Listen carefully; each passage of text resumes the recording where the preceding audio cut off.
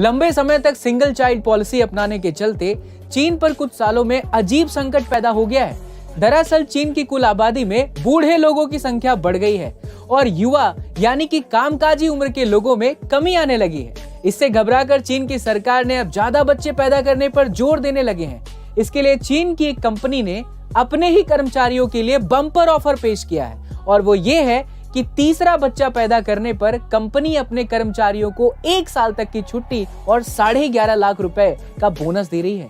दोस्तों, चीन की सिंगल चाइल्ड पॉलिसी का 3 चाइल्ड पॉलिसी में बदलना आगे क्या बदलाव लाने वाला है, हमें कमेंट सेक्शन में जरूर बताइए। और साथ दोस्तों, क्या आप जानते हैं इंडोनेशिया में एक आदिवासी समुदाय ऐसा है जो अपने परिवार के किसी भी व्यक्ति के मरने के बाद भी उसका अंतिम संस्कार नहीं करते, बल्कि उसे कई सालों तक घर के एक सदस्य की तरह ही रखते हैं। और यही नहीं, वो उसे बीमार मानते हैं, उसकी सेवा करते हैं, रोज उसे खाना भी देते हैं और जब भी कोई घर में आता है तो उस मरे हुए शख्स का हालचाल भी पूछता है। ये बहुत ही विचित्र प्रथा है, लेकिन सदियों से यही चली आ रही है। दोस्तों, क्या आप इससे पहले इस आदिवासी समुदाय की इस अजीबोगरीब प्रथा के बारे में जानते थे?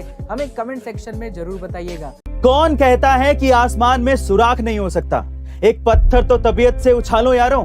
कुछ ऐसा ही कर दिखाया मुंबई की शाहीना अतरवाला ने, जिन्होंने सड़कों पर सोने से लेकर मुंबई के एक आलीशान अपार्टमेंट में रहने तक का सफर बड़ी कठिन परिस्थितियों में पूरा किया। झुग्गी झोपड़ी में रहने वाली शाहीना के पास कंप्यूटर कोर्स तक करने के पैसे नहीं थे, इसीलिए उन्होंने अपने पिता को पैसे उधार लेने के लिए कहा ताकि वो एक कंप्यूटर कोर्स कर सकें। और यही नहीं, अपना कंप्यूटर खरीदने के लिए उन्होंने दोपहर का खाना तक छोड़ दिया और पैदल घर से जाने लगी। और जो पैसे बचते थे उससे उन्होंने एक कंप्यूटर लिया और उसके बाद शाहीना ने कभी पीछे मुड़कर नहीं देखा और आज वो दुनिया की टॉप कंपनी माइक्रोसॉफ्ट में एक डिजाइन लीडर बन गई हैं। गाइस, शाहीना ने यह बता दिया है कि परिस्थितियां चाहे कितनी भी खराब क्यों ना हो, हमें हार नहीं माननी चाहिए। ऐसे अमेजिंग वीडियोस के लिए शेयर, सब्सक्राइब एंड लाइक। मिलता है अगली वीडियो में।